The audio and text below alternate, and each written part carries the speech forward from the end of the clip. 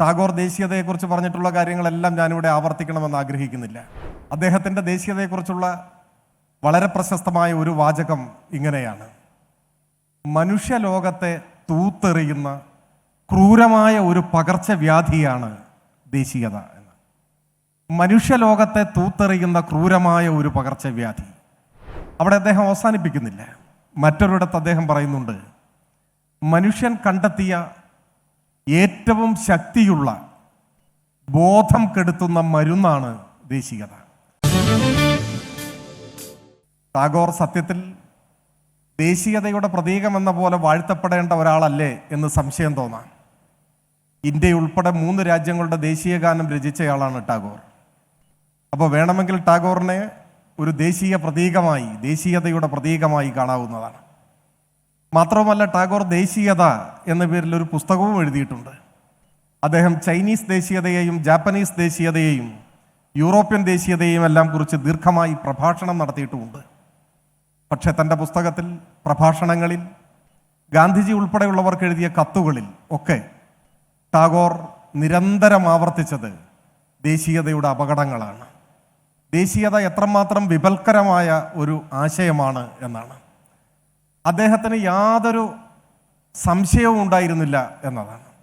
സംശയലേശമില്ലാത്ത, യാതൊരു ആശങ്കയുമില്ലാത്ത ബോധ്യമായിരുന്നു ടാഗോറിൻ്റേത്. ടാഗോർ ദേശീയതയെക്കുറിച്ച് പറഞ്ഞിട്ടുള്ള കാര്യങ്ങളെല്ലാം ഞാനിവിടെ ആവർത്തിക്കണമെന്ന് ആഗ്രഹിക്കുന്നില്ല. 1-2 വാചകങ്ങൾ ഒഴികെ. അദ്ദേഹത്തിൻ്റെ ദേശീയതയെക്കുറിച്ചുള്ള വളരെ പ്രശസ്തമായ ഒരു വാചകം ഇങ്ങനെയാണ്: മനുഷ്യലോകത്തെ തൂത്തെറിയുന്ന ക്രൂരമായ ഒരു പകർച്ചവ്യാധിയാണ് ദേശീയത എന്ന്.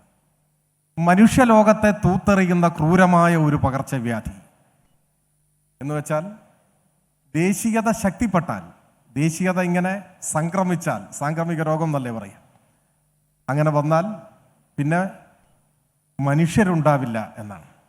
പിന്നെ ദേശീയത ഉയർത്തിപ്പിടിക്കുന്നവരെ ഉണ്ടാവും. അവർ മനുഷ്യർ എന്ന നിർവചനത്തിൽ പെടില്ല എന്നാണോ ടാഗോർ ഉദ്ദേശിച്ചതെന്ന് ഇപ്പോൾ എനിക്ക് അറിഞ്ഞുകൂടാ. പക്ഷെ അദ്ദേഹത്തിൻ്റെ വാചകം ഇങ്ങനെയാണ്: മനുഷ്യലോകത്തെ തൂത്തെറിയുന്ന ക്രൂരമായ ഒരു പകർച്ചവ്യാധിയാണ് ദേശീയത എന്നാണ്. അവിടെ അദ്ദേഹം അവസാനിപ്പിക്കുന്നില്ല. മറ്റൊരിടത്ത് അദ്ദേഹം പറയുന്നുണ്ട്, മനുഷ്യൻ കണ്ടെത്തിയ ഏറ്റവും ശക്തിയുള്ള ബോധം കെടുത്തുന്ന മരുന്നാണ് ദേശീയത. ബോധം കെടുത്തുന്ന മരുന്നിന് സാമാന്യമായി നമ്മൾ പറയാറ് മയക്കുമരുന്ന് എന്നാണ്. അപ്പോൾ ഏറ്റവും ശക്തിയുള്ള മനുഷ്യൻ കണ്ടെത്തിയ മയക്കുമരുന്ന് ഏത് എന്ന ചോദ്യത്തിന് ടാഗോറിൻ്റെ മറുപടി ദേശീയത എന്നാണ്. അത് MDMA-യോ LSD-യോ ഒന്നുമല്ല, അത് ദേശീയതയാണ് എന്നാണ് അദ്ദേഹം പറയുന്നത്. അർത്ഥശങ്കയ്ക്കിടയില്ലാതെ അദ്ദേഹം വീണ്ടും പറയുന്നുണ്ട്, എൻ്റെ ആത്മീയ അഭയം ദേശീയതയല്ല, അത് മനുഷ്യവംശമാണ്, അത് മാനവികതയാണ്, മനുഷ്യ സ്നേഹമാണ്.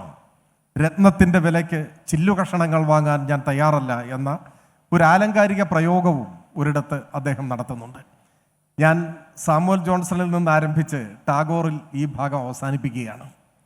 സത്യത്തിൽ ഈ ശ്രേണിയിൽ ലോകം ആദരിക്കുന്ന നിരവധി മഹത് വ്യക്തിത്വങ്ങളെ നമുക്ക് ഓർമ്മിച്ചെടുക്കാൻ പറ്റും. അത് H.G. വെൽസ് മുതൽ കേസരി ബാലകൃഷ്ണപിള്ള വരെ നീണ്ടുപോകുന്നതാണ്, ദൈർഘ്യമേറിയതാണ്. അവരൊക്കെയും ദേശീയത എന്ന വിപത്ത് ചൂണ്ടിക്കാണിച്ചുകൊണ്ടേയിരിക്കുന്നുണ്ട്. എന്തുകൊണ്ടാണ് ഇങ്ങനെ? അതാണ് ഒരുപക്ഷെ നാം പരിശോധിക്കേണ്ട ഒരു വിഷയം. എന്തുകൊണ്ട് ഇവരൊക്കെയും ഇങ്ങനെ പറഞ്ഞു? ടാഗോറിനെ പോലൊരാൾ എന്തുകൊണ്ട് ഇങ്ങനെ പറഞ്ഞു? നാം കേട്ട് ശീലിച്ചത് ഇന്ത്യൻ ദേശീയതയുടെ ഒരു ഘട്ടത്തിലെ വളർച്ച കൊളോണിയൽ വിരുദ്ധ സമരത്തിൻ്റെ വേദിയിലാണ്. സാമ്രാജ്യത്വ വിരുദ്ധ ദേശീയതയുടെ പാഠങ്ങളാണ് നാം പഠിച്ചിട്ടുള്ളത്. ഇന്ത്യൻ സ്വാതന്ത്ര്യ സമരത്തെ ജ്വലിപ്പിച്ചത് ഒരർത്ഥത്തിൽ ഇന്ത്യൻ ദേശീയതയാണ്, അത് വസ്തുതയാണ്.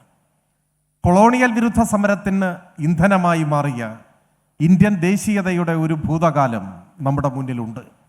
അത് മുന്നിൽ നിൽക്കുമ്പോഴാണ് പക്ഷേ സാമുവൽ ജോൺസൺ മുതൽ ടാഗോർ വരെ ഇങ്ങനെ ഒരു നീണ്ട നിര മനുഷ്യരാശിക്ക് ദേശീയതയെക്കുറിച്ചുള്ള മുന്നറിയിപ്പ് നൽകിക്കൊണ്ടേയിരിക്കുന്നത്.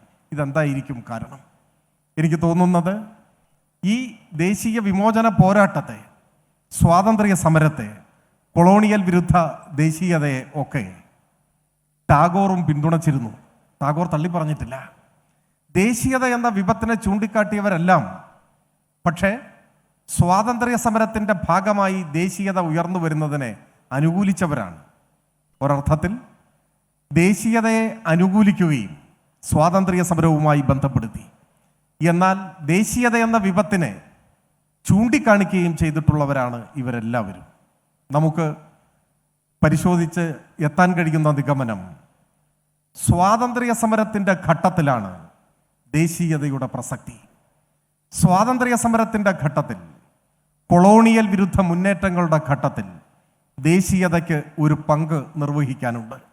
അത് കൊളോണിയൽ വിരുദ്ധ സമരത്തിൻ്റെ രണഭൂമിയിൽ മനുഷ്യരെ ഐക്യപ്പെടുത്തുന്നുണ്ട്, മനുഷ്യരെ യോജിപ്പിക്കുന്നുണ്ട്. കൊളോണിയൽ വിരുദ്ധ സമരത്തിന് ജനങ്ങളെ സംയോജിപ്പിക്കാനുള്ള ശക്തി ദേശീയതയ്ക്കുണ്ട്. പക്ഷേ ആ പ്രസക്തി സ്വാതന്ത്ര്യ ലബ്ധി വരെയേ ഉള്ളൂ. അതാണ് പ്രത്യേകത. സ്വാതന്ത്ര്യ ലബ്ധി വരെയേ ഉള്ളൂ. മറ്റൊരർത്ഥത്തിൽ ദേശാഭിമാന പ്രചോദിതമായ മുദ്രാവാക്യങ്ങളുടെ പ്രസക്തി സ്വാതന്ത്ര്യ ലബ്ധി വരെയാണ്.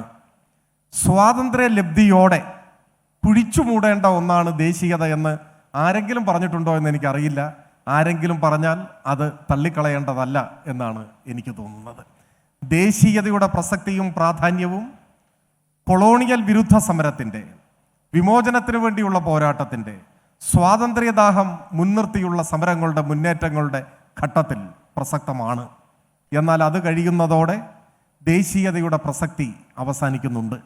മറ്റൊരർത്ഥത്തിൽ പിന്നീട് ദേശീയത ശക്തിപ്പെട്ടാൽ, ദേശീയത വികസിച്ചാൽ അത് വികൃതവും വിപൽക്കരവുമായി മാറും എന്നതാണ് ചരിത്രം നമുക്ക് കാണിച്ചു തരുന്ന പാഠം. ദേശീയതയ്ക്ക് സംയോജന ശേഷിയുണ്ട്. എന്നാൽ അത് പ്രതിലോമകരമായി വികസിക്കുകയും ചെയ്യുന്നുണ്ട്. ദേശീയത ഒരു തലത്തിൽ സഹകരണത്തെ ശക്തിപ്പെടുത്തുന്നുണ്ട്. എന്നാൽ വിപുലമായ സഹകരണത്തെ തടസ്സപ്പെടുത്തുന്നുമുണ്ട്. ദേശീയത സ്വാതന്ത്ര്യ ലബ്ധിയോടെ ഭരണകൂടത്തിൻ്റെ രാഷ്ട്രീയ മുദ്രാവാക്യമായി മാറുന്നു എന്നതാണ് പ്രത്യേകത. ഭരണകൂടത്തിൻ്റെ ഒരു രാഷ്ട്രീയ ആയുധമായി ദേശീയത രൂപപ്പെട്ടു വരികയാണ്. സ്വാതന്ത്ര്യ ലബ്ധിക്ക് ശേഷം ഇന്ത്യയിൽ തന്നെ ആവണമെന്നില്ല, ഏറെക്കുറെ എവിടെയായാലും സംഭവിക്കാനിടയുള്ള ഒരു കാര്യം. അത് ഭരണകൂടത്തിൻ്റെ ഒരു അഭയകേന്ദ്രമായി മാറുന്നു. ഭരണകൂടം ദേശീയതയെ മുൻനിർത്തി അപരരെ സൃഷ്ടിച്ചുകൊണ്ടേയിരിക്കും.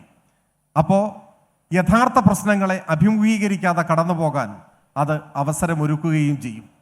ഒരു ഘട്ടത്തിൽ ദേശീയത ശക്തിപ്പെട്ടു വന്നത് തിയേറ്ററിൽ ദേശീയ ഗാനം കേൾക്കുമ്പോൾ എല്ലാവരും എഴുന്നേറ്റ് നിൽക്കണം എന്ന ഒരു ആജ്ഞയുടെ സ്വരത്തിലാണ്. 2016 തോന്നുന്നു സുപ്രീം കോടതി തന്നെ അതിനെ ശരിവെച്ചു. എന്നാൽ 2 വർഷങ്ങൾക്ക് ശേഷം സുപ്രീം കോടതി അങ്ങനെ എല്ലാ തിയേറ്ററിലും എല്ലാ ഷോയുടെ മുൻപും ദേശീയഗാനം നിർബന്ധമായി ആലപിച്ചോളണമെന്നില്ല, എവിടെയെങ്കിലും ആരെങ്കിലും ആലപിക്കുന്നുണ്ടെങ്കിൽ എണീറ്റ് നിന്നാൽ മതി എന്ന നിലയിലേക്കൊന്നും മയപ്പെടുത്തി പറഞ്ഞിട്ടുണ്ട്.